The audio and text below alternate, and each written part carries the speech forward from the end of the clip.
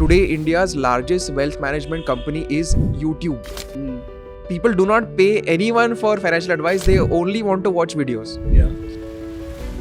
I think Pune has seen the largest year-on-year rise in houses. Pune is not cheap anymore. I'm excluding Mumbai because it's beyond my imagination to buy a house in Mumbai at this stage. Mine too.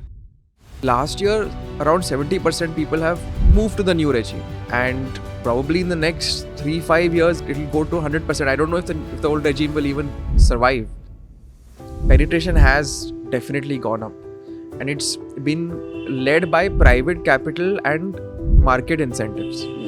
Because when post-pandemic, again, the stock market began going up and SEBI allowed video KYC, a bunch of discount brokers in India figured out कि हम उसका adoption drive कर सकते हैं in places like UP, which traditionally has not had a strong stock market affiliation. And they succeeded like crazy because social media took off in small towns. Do you mean boring means, what do you say, fixed deposits? No, not that boring. Not that boring. I'll give you an example of a classic boring product that actually is really good for people. Achha. So NPS, National Pension System. Yes. Don't let EMI exceed more than half of your savings जो आप महीने के and में save कर रहे हो.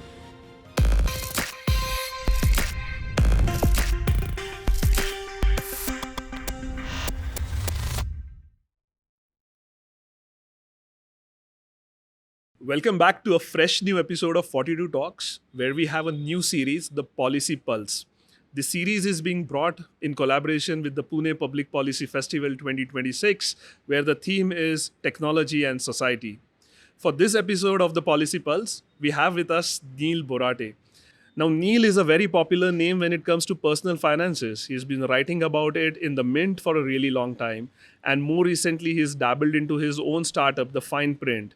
Fine Print is a personal concierge that answers queries in personal finance by experts using AI technology. Neil is a speaker at the Pune Public Policy Festival, where he will talk about technology and society with the lens of the personal finance. On this episode of Policy Pulse, please welcome Mr. Neil Borate to 42 Talks. So Neil, welcome to this episode. We are running a series called the Policy Pulse. 42 Talks is collaborating with the Pune Public Policy Festival, and you've been an active part over the last few editions. You come with a law background by training, but then you have migrated into the financial thing, and over the last many years, you've been focused on personal finances. Today's idea is all about thinking, what are people doing with their personal finances, and is there something that the government policies, are they shaping public behavior around their own finances? That is what the thread should be largely, but feel free to weave in and out of this. Let's make it interesting. To set the tone, let me give a caveat that I tend to be largely financially illiterate. That's the right term to use in my personal case. But I'm seeing that younger generation seems to be more aware. I was in a cafe a few years back, and we were discussing some design projects. And across the table was a bunch of school students, probably 7th, 8th, 9th standard. And their parents had allocated money to them to use on an app where they could invest in stocks. And they were discussing stocks. And that was a light bulb moment for me. I was like, oh, these kids are starting finance too early. You've largely dealt with Gen Zs and millennials and their approaches towards personal finances. Do you see broad trends, how people's behaviors are today? And are they uniformly educated about finance? What is your general perception of our generation? How are they looking at finance, literacy, other things? Let's start with that. Sure. So first of all, thank you so much for having me, Pushkar. I think there is a distinct break between those who entered the market before 2020 and those who entered after. Because before 2020, we saw what I would say is quote unquote a normal market, in the sense there were bullish phases, there were bearish phases. So millennials, particularly older millennials, we weren't that excited about the stock market. And it wasn't as easy to trade also. You had the paper forms to fill, and it was okay. It wasn't sexy. But post 2020, couple of things happened. One is that people were stuck at home. They had nothing else to do. So they all got onto their phones and started trading. And SEBI had at that point enabled video KYC for the first time. So there was no need to fill any forms anymore. And the market just went up and up and up like crazy, like almost never seen before for a long time. And so the people who came in after 2020 are a different breed altogether. So their risk-taking ability, their thirst for information, because they see money, they see the chance to make money. It's next level. So it kind of lingers. I'm seeing two distinct trends. We were once upon a time a saving economy. I mean, as a middle class household in India, the whole idea was to save for future. On the contrary, if you look at a country like US, you see a lot of credit card debts taken on. And now I see a little bit of mixture in surroundings around me. I see people taking EMIs for vacations, is what I'm hearing these days. Live in the moment is the motto. YOLO. Yeah. YOLO. Yeah, YOLO and everything. FOMO amongst other things. So are the government policies, tax incentives and everything, are we really incentivizing savings, or are those policies just migrating assets? Every year there's a new policy for tax breaks, and instead of saving and increasing savings, I'm just saying, oh, I have a new vehicle to park my whatever Miyaga things because now I get a tax break. Is that affecting public behavior around finances as well? So on the tax side, actually the government has done the right thing, because what you say is true or was true of the earlier budgets. They would just shuffle around tax break की इस बार आप housing को कुछ दे रहे हो, अगले साल आप इंश्योरेंस को कुछ दे रहे हो, फिर कुछ और जो भी उस टाइम का एजेंडा है, that tax break was given.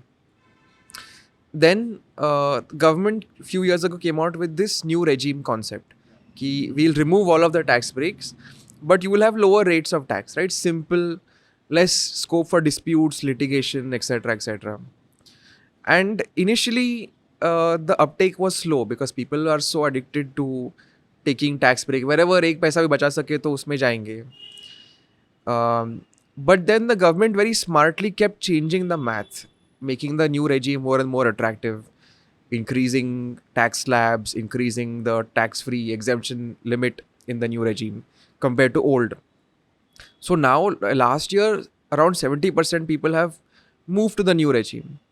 And probably in the next 3-5 years, it'll go to 100%. I don't know if the old regime will even survive beyond that. So, one side effect of all of this is that because they have removed the tax breaks, the incentive to save because of taxes also come down. So a lot of millennials are somewhat pushed to this whole YOLO and lifestyle and spending wala culture. But that's not only because of the tax system. It's also cultural things coming together. Each generation has its own quirks, and it's really easy to borrow money. Like there are tons of fintech just waiting to throw money at you. So I'm not surprised. Then when we are talking about tax breaks and all, when I look at statistics, how many people file income tax in India? 2% of the population. So we are basically saying it's only about incentivizing 2%, and this whole D2C economy or whatever we are saying, it's affecting only the 2% population, right? And even in that, you have this great classification, India 1, India 2, India 3. So if we go beyond that, how are these policies affecting other people? I mean, the largest part of India is not filing taxes anyways.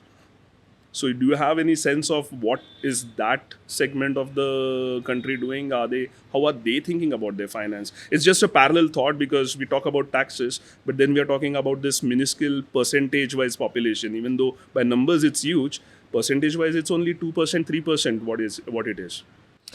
So for that segment of the population who are outside the tax net because their incomes are not large enough, the challenge is a bit different. Challenge is, number one, communicating that you should be saving some part of your income, providing them a product which is suited to their needs, and making it easy for them to save. And I think on all three fronts, the formal system has kind of failed them. Because if you want to invest in a mutual fund also, you have to first go through a round of KYC. Now, if you live in a village and you don't necessarily have maybe a PAN card or you don't have address proof, it's hard. And we might think of this as small friction कि ठीक है भाई कर लेगा pan card, उसमें इतना क्या problem है, बट उनके लिए थोड़ा भी फ्रिक्शन आपने कर दिया तो नहीं करेंगे, बोलेंगे कि मैं क्यों, मतलब इट्स नॉट वर्थ इट. तो वो एक इशू है. The formal financial system has not gone there and it's there too many barriers. एक इसका क्लासिक एग्जांपल है, पिछले साल में गोल्ड की बहुत बड़ी रैली हुई. Okay. Right, gold is up what, Yeah, yeah. 7 Highest ever. yeah, it's crazy. अब जो फॉर्मल सिस्टम में सोल्यूशन है गोल्ड के लिए वो है कि गोल्ड ETF आप खरीद लो, एक्सचेंज ट्रेडेड फंड आप खरीद लो. But gold funds have not gone up that much, the size of gold funds, which means that money has gone somewhere else. अब वो दो जगह पे गया है. एक तो फिजिकल पुराने jewellery shops and people buying physical gold, वो तो चल ही रहा है. It's a very inefficient way of saving money because आपको मेकिंग चार्जेस लगेंगे, आपको GST लगेगा 3%, फिर आप वहाँ स्टोर कहाँ करोगे, घर में करोगे, इट्स कैन बी स्टोलन वगैरह वगैरह. The other thing that flourished in a very very big way is this product called digital gold. It's a classic case of formal system having gaps and then somebody coming and filling that gap. Now, digital gold is a creation of a few fintechs in India who figured out that Indians have become savvy with their phones. They want to invest. They don't want friction. They don't want KYC and re-KYC and coming to banks. So they tied up with some custodians at the back end to store gold and said कि ये आपका digital gold आप खरीद लो और एक एक रुपए का भी आप खरीद सकते हो. And people took to this like crazy. The sales of digital gold have gone through the roof. Is it? Yeah. Wow. And those fintechs have made pots of money. But इसमें problems बहुत सारे. एक तो there is no formal regulation. Nobody is checking whether they are actually storing that much gold. And there is no audit. There is no disclosure कि unlike a gold traded fund, exchange traded fund, which is under SEBI, and there are very strict rules that they have to store gold. It's checked by the regulator. यहाँ पे कुछ नहीं है. So it came to a point where recently SEBI had to issue a warning to the public that please don't invest in unregulated products. Now, unfortunately, SEBI can't close down these kind of products because it's outside SEBI's jurisdiction. Okay. But broader point ये है कि formal system has to be more agile. नहीं होगे तो ये सब बढ़ेगा. So when we talk about formal systems and inclusion, this Jan Dhan account, it brought a lot of people into formal banking. That only means that they got a bank account, nothing more. But has that changed any behavior at a ground level? Has the grassroots India seen any change in terms of finance, personal finance in that sense? What's your take on that? I mean, that's one of the, what do you say, report card that the current government regime would love to proclaim. 54 crore new bank accounts getting opened and things like that. To be honest, I haven't tracked the banking side of things that much. There were news reports initially that a lot of the accounts didn't have any money in them. But at least from an investment point of view, because my focus is much more on the markets and investment, penetration has definitely gone up. And it's been led by private capital and market incentives. Because when post-pandemic, again, the stock market began going up and SEBI allowed video KYC, a bunch of discount brokers in India figured out कि हम उसका adoption drive कर सकते हैं in places like UP, which traditionally has not had a strong stock market affiliation. And they succeeded like crazy because social media took off in small towns. तो ये लोग YouTube पे बहुत सारा marketing करते थे. And they managed to get a lot of folks in tier 2, tier 3 cities in North India to open broking accounts. मतलब bank account तो छोड़ ही दो, बट ब्रोकिंग अकाउंट यहाँ पे खोल रहे थे, F&O ट्रेडिंग कर रहे थे. अब बात अलग है कि वो बुरी चीज़ है और लोग पैसे खो रहे थे, but at least in some shape और form they were coming into the financial system. But this, I mean, I've seen videos of like a panwala sitting and trading on, let's say, let's not name apps, but a trading app and things like that. It looks like one of the thing that comes to my mind is कि इतने सारे लोग अगर रोज 10-10 रुपए, 100 रुपए, 1000 रुपए डाल रहे, isn't there a huge influx of money into equity, and would it upset the equity valuations and other things? Like when you have too much money coming into equity, and what does that look like on the Sensex side of things, for example? That is bang on. That's exactly what's happened. Especially जो हमारा mid and small cap segment है, that was the subject of maximum SIP flow and maximum speculation. Yeah. तो उसके valuations have gotten crazy, and which is partly why the last year has been zero return virtually for most of the market. How long it will take to clear out, hard to tell. And this has caused FIIs to also exit from India in large numbers. This has called promoters to rub their hands in glee कि भाई साहब बेच के माल चिपका सकते हो.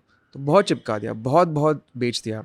SEBI itself has identified कि there is a demand supply mismatch. I recently interviewed Anant Narayan, who was former whole time member at SEBI, and he identified early on in his tenure that the supply of paper, supply of new stocks is very low compared to the demand for them. So hopefully धीरे it will normalize, but you're right, it's become crazy. So what has happened? You mentioned social media and other things.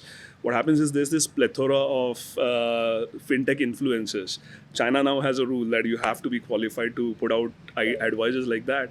But who stops from dishing out advice on a coffee table, for example? I mean, when I ask people around, where do you get your financial advice? It comes from my best friend, who's made a little amount of gains.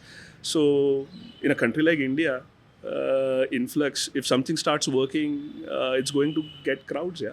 You can't stop the guy from getting advice from his office की चाय की टपरी, वहाँ से ही मिलने वाला है. So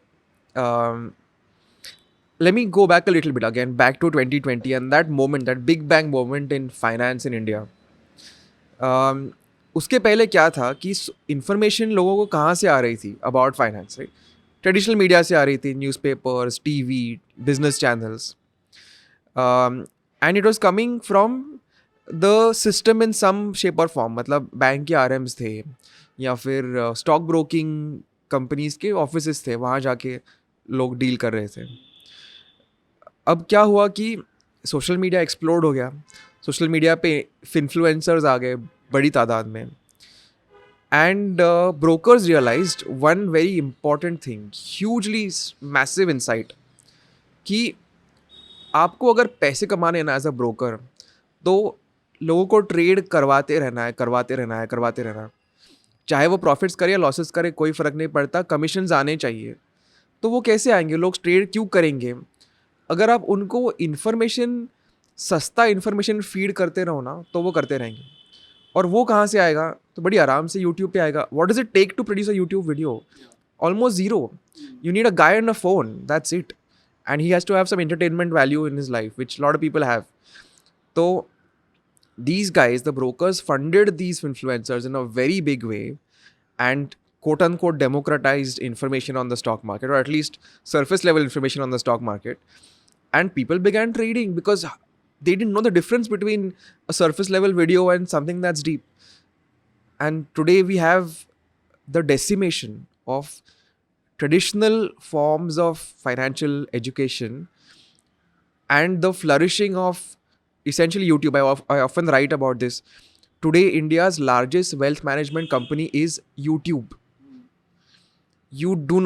People do not pay anyone for financial advice. They only want to watch videos. Yeah. Financial illiteracy is rampant. I mean, I'm a classic case for that. I'll admit it openly. Sometimes it's an age, sometimes it's an income level when you start thinking about finance. It came to me at 40s. That's when you start worrying, oh, now I have to start planning. And then I mentioned at the very beginning, school students doing it. But those probably are an exception. Our school education does nothing, nor does our undergraduate education does anything about financial literacy, and I think it's one of the most important life skill looking back now.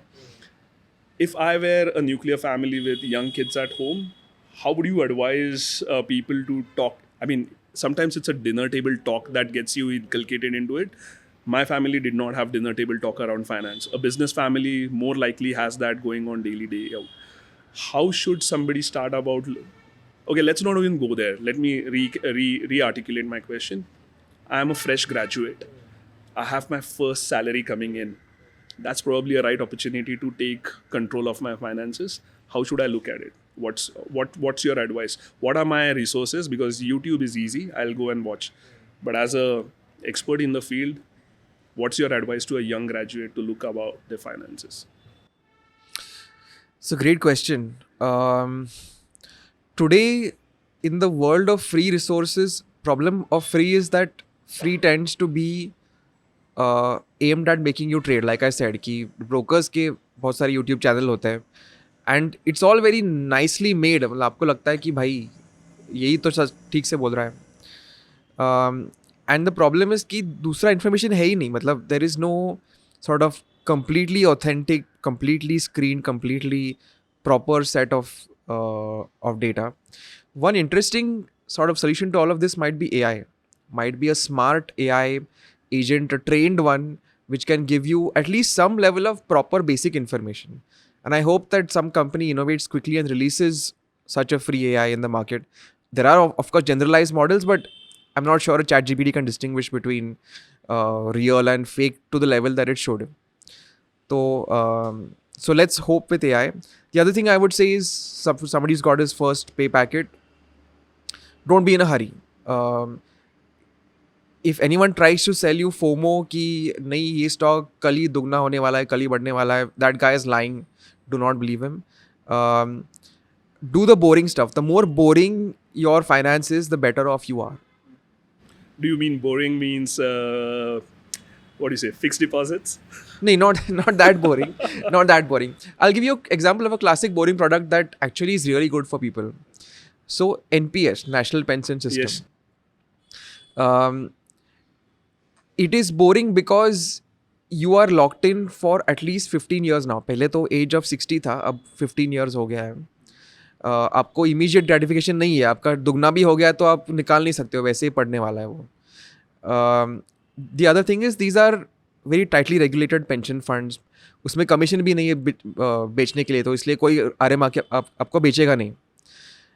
But what it does is couple of things. Number one, it locks you in for long enough to protect you from yourself. Like the biggest enemy that investors have is themselves, pulling out too early out of greed or fear. That can't happen in NPS. The other thing is costs are extremely low because the regulator has made it like that. And the third thing is tax saving is pretty big. अगर हम new regime की बात करते हैं, new regime में हर तरह के tax exemptions निकाल दिए गए सिवाय एक, which is NPS employer contribution. That is free money that the government has allowed your employer to throw at you. Should ask for it. So all put together, products like these, like NPS, like Public Provident Fund, fantastic, right? Tax-free interest every year given by the government of India. आपको और क्या चाहिए life में? मतलब you should have equity too, but these are nice bases on which you can build other things. So let me extend the question a little further. Let's assume that I am a fresher with an average salary, let's say, should we take 30,000 as a good number to start off? Let's keep it 1 lakh round figure. Okay, chalo. 1 lakh is You're from a good B school, so it's 1 lakh. 1 lakh is my monthly salary. How should I, as a newbie, as a fresh earner, distribute my salary? What are your thumb rules for that? I understand it may not appear unanimously, appeal to everyone, but standard background, no liabilities, fresh start, with all those things, how should I allocate 1 lakh rupees towards what expenses, what savings? And I'm a young guy. I've started earning fresh, so I have aspirations too, right? Yes. So ideally, you should be saving at least 30% of your income. अगर नहीं हो रहा है तो कम से कम 20-25% तो कर ही दो, because your initial money has the most amount of time to compound. अगर आपने वो नहीं किया तो बाद में if you ignore your 20s and start saving in your mid 30s, you have to save thrice or 4 times the amount every month. तो वो वाला 20% is super important. So let's say that you accept good advice and you're disciplined and you save 30,000 rupees from that 1 lakh paycheck. Now you have a bunch of needs. हो सकता है कि आपको 2 साल में अच्छी वाली एक फॉरेन ट्रिप करनी है, राइट? एक्सपेंसिव वाली, ठीक है, वो भी कर दो. तो for something like that you just need a short term debt instrument. for which mutual funds are amazing. You have liquid funds, you have money market funds. Let's say कि आपको 5 साल के बाद घर के लिए एक डाउन पेमेंट करना है. उस चीज़ के लिए it's enough time for equity to compound. So again there are fantastic mutual funds. Either you can do a multi-asset fund, or you can do a hybrid fund, which will take you there. Then of course there are the long-term goals कि आपको retire करना है. मतलब you should start thinking even with your first paycheck कि किसी न किसी दिन I want to hang up my boots. So for that, an instrument like NPS or PPF is great. So अगर आप even if you do a 10-10-10 split between these three, I think you will be well set. Okay. Should I extend the life cycle of a person who has entered the market late? Market in the sense financial planning market late. Let's take a classic case. I'm the reason I'm creating scenarios is because these reflect people around me. Absolutely. In some sense. I'm 35 years of age. I'm married to a partner who also has a decent income level. So there is a working partnership over there in finance. There could be a kid in the family. So I have to plan for that person as well. It's going to take a big expense. I want to provide the best for them. I've not yet bought a house. You get to hear a lot that the house market has blown its bubble now. It does not make any sense. It's not an investment anymore because it's not going to compound. And if you're living in that house, it does not mean investment any which way. Let's assume that at this stage I'm earning 2 lakh rupees personally. Between the two, 4 lakh rupees. That's what we are targeting. Of course, we are looking at a very tiny population when we put those numbers. Yeah. But let's use that as a case study. I have never invested before, or I've done very poor investments because I have invested in LIC. Whether you call it investment, that can be debated. I have some FDs probably because my father told me, "Arey FD kar lo." But I have not entered the formal financial investment planning market. I don't have a financial advisor at this point in time. Now I am getting FOMO. Everybody around me is investing. I haven't. How should I look at my life now?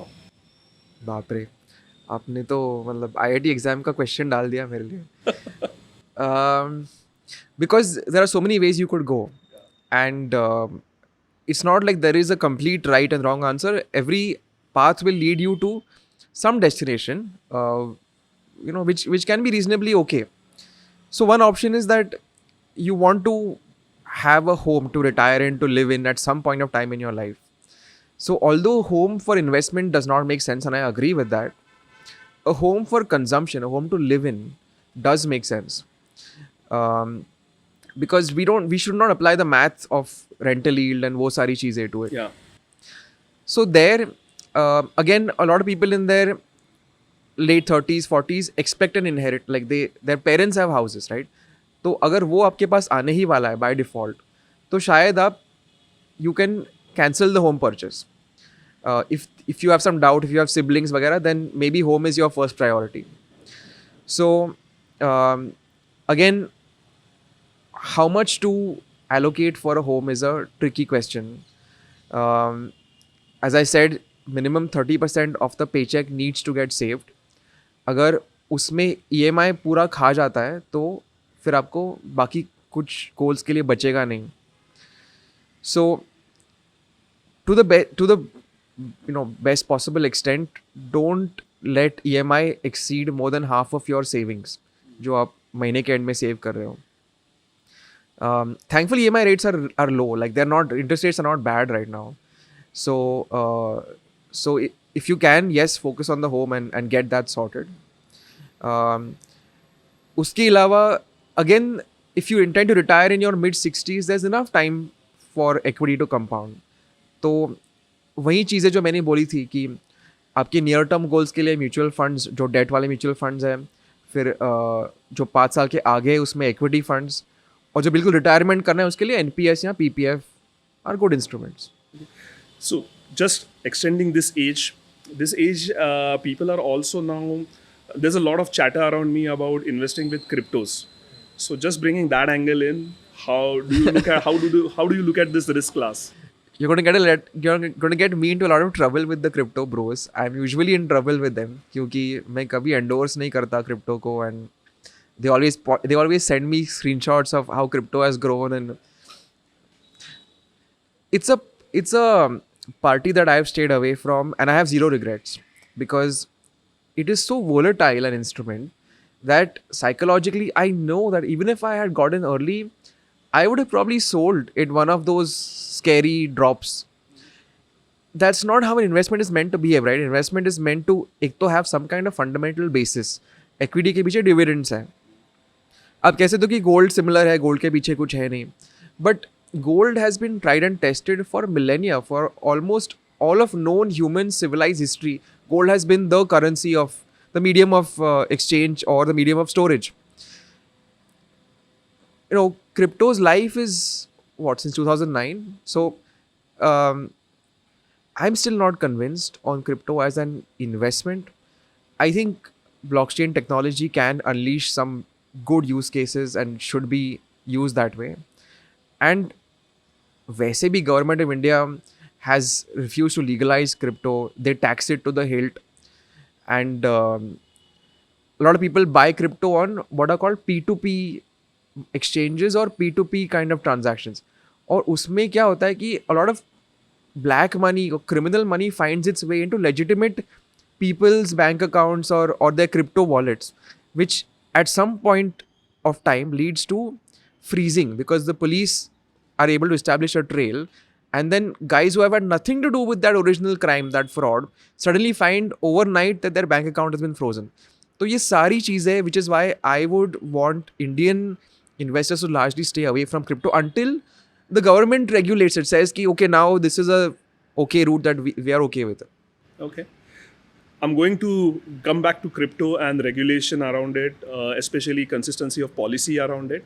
But just to extend the age bracket to the next advanced level, I'm looking at staring at retirement in a couple of years. Again, probably I should not have any liabilities at this stage. Maybe a lingering house loan is still into effect, looking at what costs houses are in a city like Pune now. यार हम पुणे बोलेंगे और बॉम्बे वाले देखेंगे तो हंस के वो गिर जाए. I think Pune has seen the largest year-on-year rise in वो तो houses. है. Houses Pune are is not not cheap. cheap anymore. That's true. I'm excluding Mumbai because it's beyond my imagination to buy a house in Mumbai at this stage. Mine too. Pune looks a little practical. It's getting out of hands sooner than we speak, So let's focus on Pune. In fact, I sometimes joke, if I have to Pune 38 and Pune 52 के आगे रखा ही क्या है? So I might probably look at something else. So 60 years, retirement life, probably looking at planning for my illnesses and the retirement phase of it. I want to enjoy my life as well because now I don't have to work. Probably I should not have to work. How should I plan my finances now at this stage? Also slightly risk averse at this level. So the first thing to know is कि आपका कितना corpus होना चाहिए, right? At 60, you probably have a lifespan of 30 years ahead of you. Reason I'm saying 30 years is because although many people tend to live only into their early or mid 80s, you have to plan for more. You have to plan for a good ripe old age. तो 30 years के लिए rule of thumb is कि आपकी जो corpus है वो 30 times होनी चाहिए of your expenses at retirement. तो मान लीजिए कि आपका retirement expense हर साल है 10 लाख. मतलब उस साल में जिस साल आप रिटायर हो रहे हो उस साल में 10 लाख है. आपकी कॉर्पस फिर 3 करोड़ होनी चाहिए. 30 times 10 लाख. इसके पीछे एक कैलकुलेशन है कि किस रेट से इन्फ्लेशन होगा, उस रेट से ही आपका रिटर्न कॉर्पस बढ़ेगा. एक्चुअल में कॉर्पस उससे ज़्यादा बढ़ता है, मतलब आपको थोड़ा पॉजिटिव रिटर्न मिलता है, लेकिन हम एक कंजर्वेटिव अजम्पशन कर रहे हैं कि ये दो जो रेट्स है वो मैच करेंगे, इसलिए कैंसिल आउट होगा. इसलिए मैं कह रहा हूँ 30 times. तो अगर उतनी कॉर्पस नहीं है तो प्लीज़ आप थोड़ा और काम कर लीजिए, इतनी जल्दी रिटायर मत करिए. दूसरी चीज़ है कि आपका जो कॉर्पस है वो रिटायरमेंट में आप कैसे इन्वेस्ट कर रहे हो. कुछ लोग समझते हैं कि अरे नहीं मुझे तो अब पूरा एफडी में जाना चाहिए, रिस्क नहीं लूँगा मैं ये वो, बट इसमें सेंस नहीं बनता क्योंकि आप थोड़ी सी इनकम ड्रॉ करोगे हर साल, लेकिन हो सकता है कि लेट्स से आपके कॉर्पस के 2 पार्ट हैं, 1.5 crores एंड 1.5 crores. तो पहले 1.5 करोड़ में से आप इनकम ड्रॉ कर रहे हो, right? हर साल आप 10 लाख, इवेंचुअली 15 लाख, मतलब मैं एज्यूम कर रहा हूँ कि आप इन्फ्लेशन के हिसाब से हर साल वो बढ़ाओगे। लेकिन जो दूसरा हिस्सा है 1.5 करोड़ का, उसको तो आप टच नहीं करोगे ना अगले शायद 10 साल तक, तो उसको आप बिल्कुल इक्विटी में डाल सकते हो। तो उसका एक प्रॉपर स्ट्रक्चरिंग होना चाहिए, बकेट्स होने चाहिए कि ये बकेट सेफ रहेगी, इसमें से मैं इनकम ड्रॉ करूँगा, और ये बकेट मैं 10 साल के लिए इन्वेस्ट करूँगा। और वो टैक्स एफिशिएंट भी बनता है क्योंकि इक्विटी 1 साल के बाद long term capital gains tax लगता है 12.5%। तो आप आइदर फाइनेंशियल एडवाइजर के साथ बैठ के कैलकुलेशंस बना दो या फिर खुद बना दो, बट ये करना चाहिए। Is there any specific way you should plan for your medical expenses? Would you have, like, insurance stops at certain age, right? After that, it's going to go out of pocket, the way it looks like today. And the way medical expenditure inflation is rising, it beats financial investment inflation. I'm not very confident about the numbers, but medical expenses are supposed to grow at 15% in a country like India at the moment, and there's no financial investment that is coming close to that. So how should I plan for that? मैं एक चीज़ बताऊंगा, बहुत personal matter है मेरे लिए। मेरी एक मौसी है, उनको रिसेंटली कैंसर डायग्नोस हुआ। उनकी उम्र लेट 60s की है और उनकी इंश्योरेंस पॉलिसी थी, थैंकफुली इंश्योरेंस पॉलिसी थी, और वो भी कैशलेस थी। इसलिए अभी तक जो भी उनका खर्चा हो चुका है कीमोथेरेपी में, वो सब कुछ पॉलिसी में कवर हो चुका है। तो उनके लिए एटलीस्ट वो फाइनेंशियल वरी रहा नहीं है। इसलिए मेडिकल इंश्योरेंस रखना सुपर इम्पॉर्टेंट है, और वो लाइफ में जल्दी से जल्दी लेना सुपर इम्पॉर्टेंट है, क्योंकि जब आप एक पॉलिसी को लॉक इन करते हो तब इंश्योरेंस के काफ़ी सारे रेगुलेशंस वहाँ पे आ जाते हैं। जैसे कि अगर आपने क्लेम कर दिया, बड़ा सा क्लेम कर दिया, आपकी पॉलिसी समझ लीजिए 10 लाख की है, और आपने पहले साल में ही 10 लाख का क्लेम डाल दिया और उनको वो पास करना पड़ा, तो वो ये नहीं कर सकते कि आपने क्लेम कर दिया इसलिए मैं अगले साल का प्रीमियम बढ़ा रहा हूँ। वो रेगुलेशन में अलाउड ही नहीं है। फिर भी प्रीमियम कैसे बढ़ता है, ये लोग पूछेंगे। प्रीमियम इसलिए बढ़ता है क्योंकि इंश्योरेंस कंपनी सारा जो ग्रुप होता है, मतलब कोहॉर्ट होता है, उस पॉलिसी के सारे जो होल्डर्स हैं, उनका डेटा लेके रेगुलेटर के पास जाती है, IRD के पास जाती है, और कहती है कि देख लीजिए ये सारे कॉस्ट इस तरीके से बढ़ गए हैं, तो इसलिए हमें प्रीमियम इंक्रीज करना है। और ओनली जो IRDA अग्री करता है उस हद तक ही प्रीमियम बढ़ सकता है। सोशल मीडिया पे आप देखोगे कि बहुत लोग कंप्लेन करते हैं मेरा प्रीमियम बढ़ गया 10%, 20%, अचानक से फटाक से बढ़ गया। ये डेफिनेटली एक इशू है, लेकिन it would have been much worse, 100 times worse, अगर ये रेगुलेशंस होते नहीं और आपके क्लेम के हिसाब से अगर इंश्योरेंस कंपनी आपका प्रीमियम बढ़ा सकते थे तब। इसलिए लॉक इन करना बहुत ही ज़रूरी है लाइफ में जल्दी, और आप प्रिडिक्ट नहीं कर सकते हो कि कब काम आएगा। मेरा खुद का हुआ है कि मैंने 2022 में इंश्योरेंस जस्ट रिन्यू किया था। मतलब मैंने बड़ा annoyance with lot of annoyance I did it कि कुछ होता नहीं और मैं कर रहा हूँ, एंड उसके 1 महीने बाद मेरा एक फ्रैक्चर हो गया और वो पूरा इंश्योरेंस ने कवर किया। So it really matters. Coming to that last point he made about senior citizens and health insurance coverage. So actually, अगर आपने पॉलिसी लॉक कर ली है तो it continues for a long time. Like my aunt, she is in the late 60s। मेरे पापा की insurance policy है, he is in his early 70s। तो उन्होंने सब ने लॉक कर दी है पहले ही। क्या होता है कि जब आप फ्रेश इंश्योरेंस पॉलिसी खरीदने जाते हो इन योर ओल्ड एज, तब नहीं मिलती। तब इंश्योरेंस पॉलिसी देखती है कि आपके पास 1, 2, 3, 4 प्री एग्जिस्टिंग कंडीशंस है, आपको ये हुआ है वो हुआ है, नहीं करेंगे कवर। तो उसमें ना पड़ने के लिए इंश्योरेंस पॉलिसी जल्दी ले लो। Cool. I think that's great advice. Are there any other things that I should be worried at a late age apart from health? Inheritance. I want to leave behind a good corpus for my next generation so that they get to a platform where I did not start off with. Like, I recently heard a joke. As a young person, you can say that I did not come with a great background. At 35, you are the background.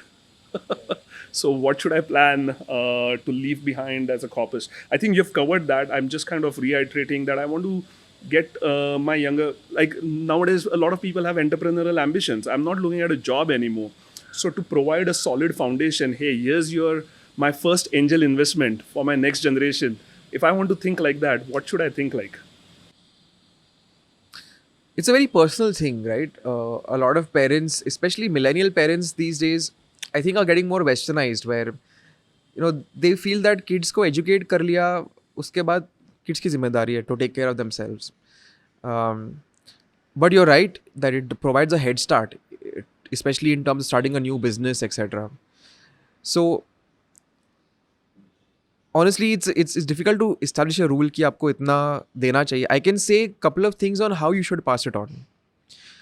तो जैसे क्या होता है कि अगर आपने mutual fund में बहुत सारी इन्वेस्टमेंट की, या फिर लैंड में की, या फिर हाउसिंग में की, और आपकी डेथ हो गई, इंडिया में इनहेरिटेंस टैक्स का कॉन्सेप्ट नहीं है, लेकिन इंडिया में कैपिटल गेन्स टैक्स लगता है. तो जब आपका बेटा उस फ्लैट को बेचेगा या फिर उस स्टॉक्स को बेचेगा, तब उसको कैपिटल गेन्स टैक्स लगेगा based on your purchase price. बड़ा तगड़ा कैपिटल गेन्स टैक्स लगेगा. एज अपोज टू दिस, कुछ इंस्ट्रूमेंट्स ऐसे हैं जिसमें ये टैक्स लगता ही नहीं है. जैसे कि एनपीएस. अगर आपने एनपीएस में एक बड़ी कॉर्पस जमा कर ली, आपके डेथ पे वो बेटी को मिल जाती है और उस पर कोई टैक्स नहीं होता. तो it's like the same 100 rupees you are giving completely 100 rupees to the kid, versus यहाँ पे 100 माइनस कैपिटल गेन्स टैक्स आप दे रहे हो. तो वो वाली प्लानिंग आप कर सकते. दूसरा प्लानिंग बिल्कुल करना चाहिए, मतलब विल्स एंड एस्टेट प्लानिंग की. Without a will it's a lot of running around, lot of hassle. लोगों को पता नहीं होता कि एसेट्स ही कहाँ हैं. सो ये दोनों चीज़ें कर ली तो काफ़ी है. Let's extend the whole personal finance thing a little bit towards a different shade. We see a lot of credit card consumption, and credit cards, when I look at the American economy where people are running multiple credit card debts and all, that's a nightmare that we are staring at if people go on spending habits. So 3 points.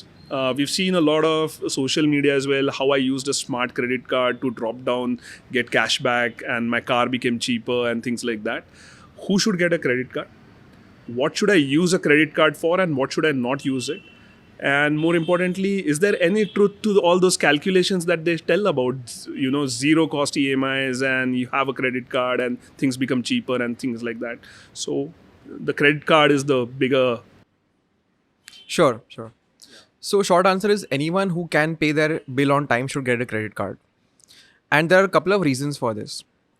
Number one, there is an interest-free period in a credit card. So from the time that you make the purchase to the time that you have to pay the bill, the bank does not charge any interest. And this is essentially throwing money at you. It's kind of free money that the bank is giving you. Second reason is that a lot of credit cards have decent reward programs. They can range from anywhere around, say, 2% of the amount you have spent to, I've seen 10 and 20% also. The third thing is that it builds credit history.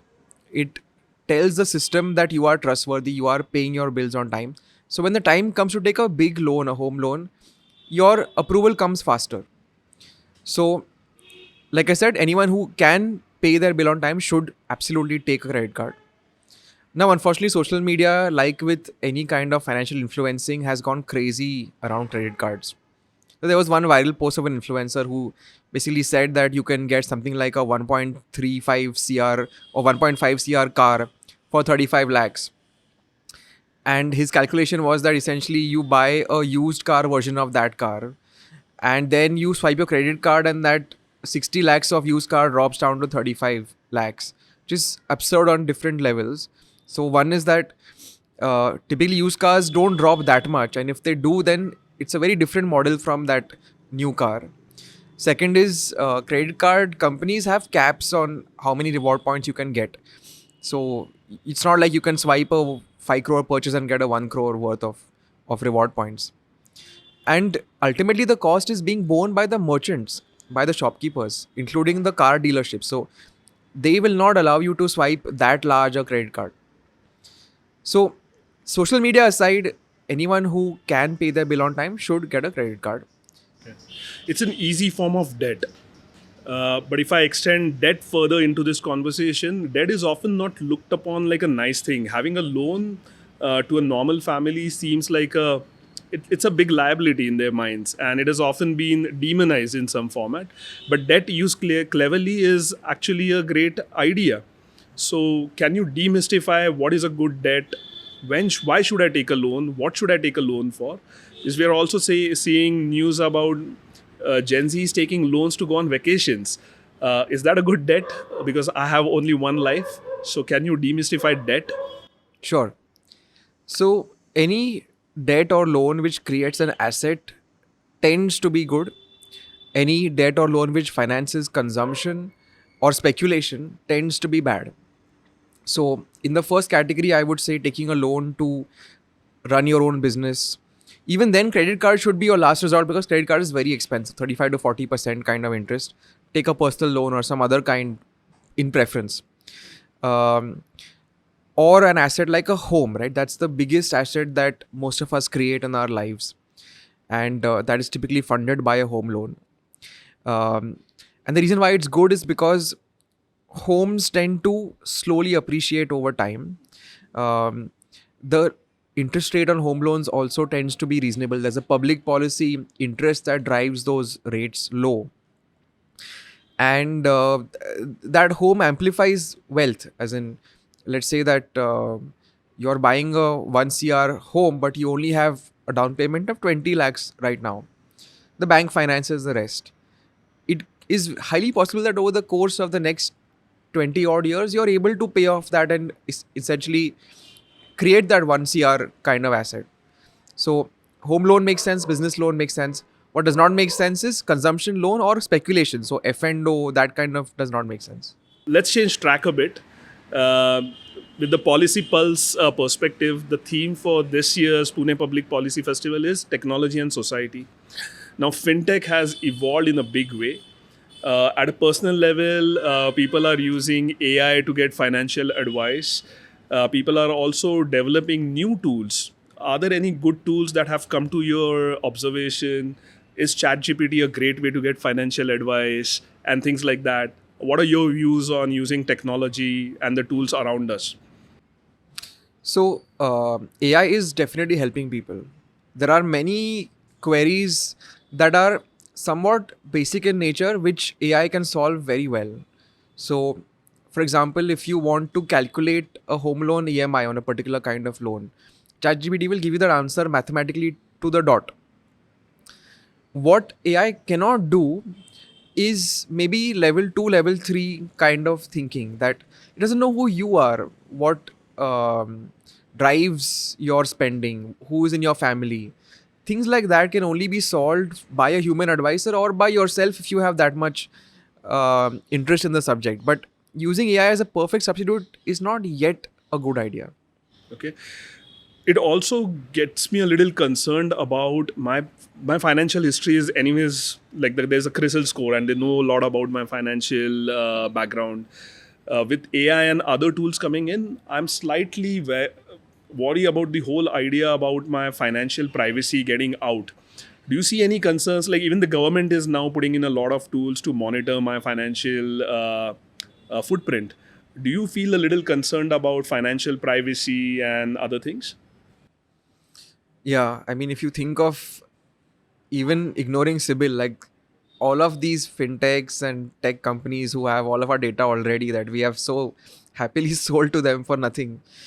But on a more serious note, there are a couple of things that the government is doing which will help in the long run. So the DPDP Act has been passed, notified, etc. That should protect privacy to an extent. Another thing, very useful technology that we are going to talk about in this year's Pune Public Policy Festival is account aggregator. Okay. So like we discussed at the start, ki, if somebody passes away and the family does not know ki, where the assets are, it's a challenge. Sometimes we ourselves don't know where all our assets are and like what is the net worth and sub kidhar hai.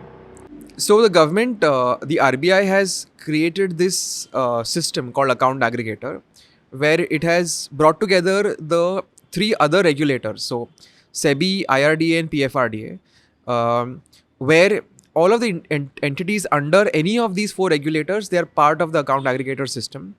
And so the system can, at the click of a button, summon all of your financial information and present it to you, or present it to your advisor, or present it to your bank.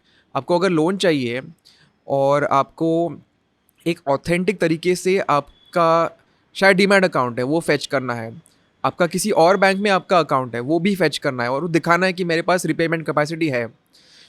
तो पहले क्या होता था कि आपको print out निकालने होते थे, फिर वो ओरिजिनल बैंक से स्टैम्प करना होता था, फिर वो भेजना होता था. अब क्या होता है कि आपको बस ऑनलाइन कंसेंट देना, डिजिटल कंसेंट देना है, और बैंक खुद फेच करेगी अकाउंट एग्रीगेटर के ज़रिए से, और एकदम जल्दी से वो फिर डिसाइड कर सकती है कि आपको लोन देना है या नहीं. सिमिलरली आपका जो फाइनेंशियल एडवाइज़र है वो एक बटन से आपकी पूरी इन्फॉर्मेशन एक जगह पे ला सकता है और बता सकता है कि आपको इस फंड में जाना चाहिए या ये स्टॉक बेचना चाहिए, जो भी है. तो ये एक बड़ा अच्छा सिस्टम है. अभी भी उसमें कुछ चीज़ें हैं जो गवर्नमेंट को फिक्स करनी है, रेगुलेटर्स को फिक्स करनी है, लेकिन it's a huge step forward in this age of data and AI. When we are talking about governments, the only thing that I look at a government from a policy perspective is how is taxation working in my thing. Is there anything beyond taxation at a government policy level that you would have a particular focus on, that you would want to suggest as these policies need to change? Do you have a farsight into how government is thinking about getting personal finances more robust and things like that? आज India का problem ये है कि हमारा जो financial system है वो बटा हुआ है इनटू डिफरेंट गवर्नमेंट बॉडीज़. जैसे मैंने पहले कहा था कि 4 रेगुलेटर्स हैं हमारे पास. RBI है बैंकों के लिए, SEBI है स्टॉक ब्रोकर्स और म्यूचुअल फंड्स के लिए, फिर IRDA है इंश्योरेंस कंपनीज़ के लिए, और PFRDA है पेंशन फंड्स के लिए. और चारों की पॉलिसीज़ अलग रहते हैं, और इनके बीच गैप्स क्रिएट होते हैं, क्योंकि IRDA इंश्योरेंस के जो कमीशन है वो बहुत ही ज़्यादा रखता है, बहुत बड़ा अलाउ करता है, इसलिए इंश्योरेंस की बहुत ज़्यादा मिस सेलिंग होती है. आप किसी भी बैंक में जाओ आज, पहली चीज़ वो वही करेंगे, पहली कोशिश वही करेंगे कि आपको कोई इंश्योरेंस पॉलिसी बेच दें. इसके कंपैरिजन में म्यूचुअल फंड का कमीशन कम रहता है, उससे भी कम होता है पेंशन फंड का कमीशन. तो ये होना उचित बात नहीं है for Indian consumers. There should be uniformity कि आप कोई भी प्रोडक्ट ले लो, there is no bad incentive कि आपको कुछ झूठ बोल के आपको बेचा जाए. तो एक यूनिफाइड थिंकिंग होने की ज़रूरत है, एक सुपर बॉडी जो चारों को कोऑर्डिनेट करे होने की ज़रूरत है. Let's expand the universe a little more. Do you look at some other countries in the world which have some policies that you would like to see come to India? Yes. अगर आप देखो waste में broadly speaking, उनका नज़रिया capital flows की तरफ काफ़ी relaxed होता है. वहाँ पे नॉर्मली लिमिट्स नहीं होते कि आप कितना पैसा बाहर भेज सकते हो, कितना अंदर ला सकते हो, कहाँ पे इन्वेस्ट कर सकते हो. यहाँ पे कोई रिस्ट्रिक्शन होता नहीं है because they are comfortable. India में क्योंकि हमारा जो पास था वो बहुत कंट्रोल था, रुपी को डिफेंड करना ये बहुत ही बड़ा ऑब्जेक्टिव था, इसलिए हमारे लोगों को बहुत ज़्यादा कंट्रोल करते हैं. आज के ज़माने में इंडियंस को एक लिमिट तक ही पैसा भेजने की इजाज़त है. लिमिट कह सकते हैं जेनरस है, $2.5 लाख अ ईयर, लेकिन हो सकता है कि कुछ बड़े बिजनेसेस हो, एंटरप्रेन्योर्स हो, जिनको बाहर कोई बिजनेस स्टार्ट करना है तो वो आसानी से नहीं कर सकते. तो ये लिमिट कभी ना कभी रिवाइज़ करनी चाहिए, उसको फ्री करना चाहिए.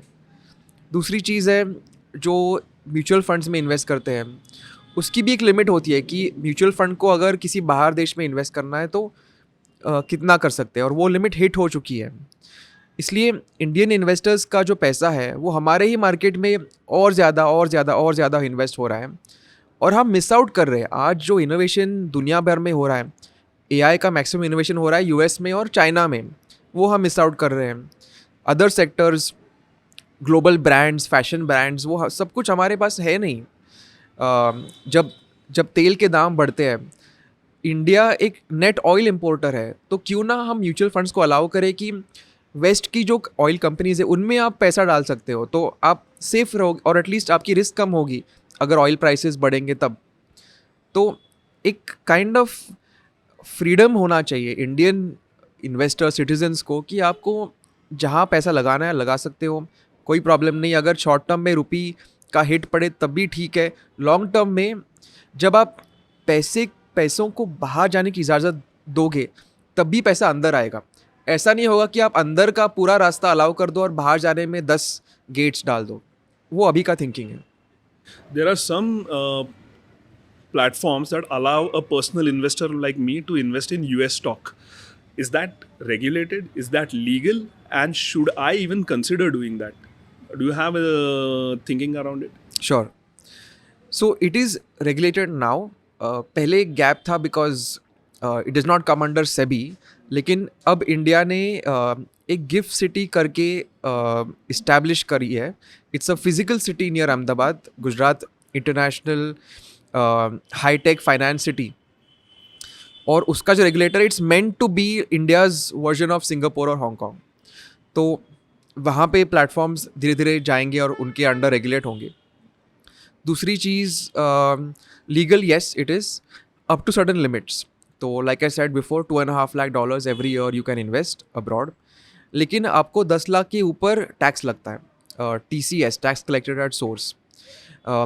ये जो है it's kind of like TDS, it's not a fresh tax, लेकिन आपको एक टेम्पररी हिट होता है, आपको वो बाद में रिफंड करके क्लेम करना पड़ता है इनकम टैक्स रिटर्न में, या फिर आप एडवांस टैक्स के अगेंस्ट वो एडजस्ट कर सकते हो। तो लीगल है, लेकिन जैसे मैंने कहा कुछ रिस्ट्रिक्शंस है, लिमिट्स है।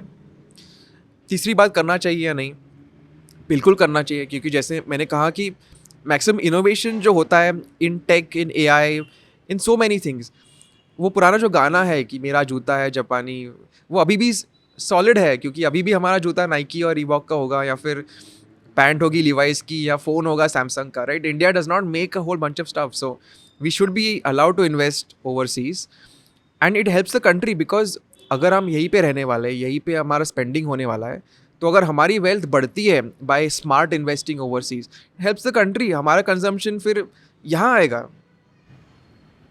जब गोल फिर के हम वापस सोशल मीडिया पे आ जाते हैं, तो let's have some fun at the expense of social media. If I were to put you on the spot, what's the worst social media advice you have seen being purported and getting adopted? What is that one social media advice that you have seen getting adopted really well, but was the worst advice that you have seen? Every day there is some or the other nonsense. I've lost count, I've lost track. All of them begin with this common statement that nobody will tell you this. Except for me, nobody will tell you this. And then it goes on to either promote some stock. Often these guys take money from what are called operators to pump up a stock. Or it will promote some kind of F&O scheme. या फिर बोलेगा कि पूरा small cap में ही डाल दो, आप set हो गए, look at last 5 year returns, वही चलने वाला है अगले 20-25 साल से। सो ये नॉनसेंस चलता रहेगा, and I don't think even government can और विल स्टॉप इट। वो आपके ही ऊपर है कि आप पहचान लो कि ये नॉनसेंस है। So there are two things that emerge as a larger theme to me from this conversation. One is wealth creation and one is income generation. Wealth is a long-term game. Income is a consistent daily kind of an activity. What my worry is that we have went away from wealth creation to looking at investments as income generation. What should be your final concluding advice to the audience in terms of how do they look at investments as wealth creation versus income generation, and what is a good mental, what do you say, a sanity at a mental level when I look at investments?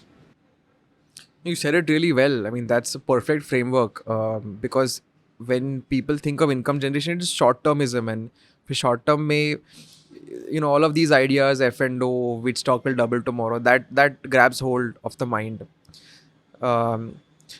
The only thing I would add to it is keep finance boring. The more entertaining a piece of financial content is on social media, the less informative it tends to be. Okay, all well done. 9th and 10th, we are getting together to host the Pune Public Policy Festival at the Gokhale Institute. The audience can find all the details on www.pppf.in. You're going to be at PPF as a speaker and you're going to moderate a panel on using technology and society for finances. Would you like to speak more about what the audience should expect at the Pune Public Policy Festival? Absolutely. No, I'm really excited. So the panel is about two of the emerging technologies in finance. One, as I said before, is account aggregator. This system that collects all of your information in one place with your consent, and it makes the process of wealth management much easier, process of giving loans much easier. The other interesting intersection of finance and technology is ONDC. And can you buy mutual funds one day using ONDC as a marketplace? So there are fintechs who are innovating in that. They are also coming on the panel. So looking forward to it. I'm very excited. I'll be hosting the festival for the 2 days. Look forward to seeing you and the panelists bring more fervor at the festival. Thank you for joining us at the Policy Pulse on the 42 Talks episode. Thanks, Neil. Lovely having you here. Thank you for having me.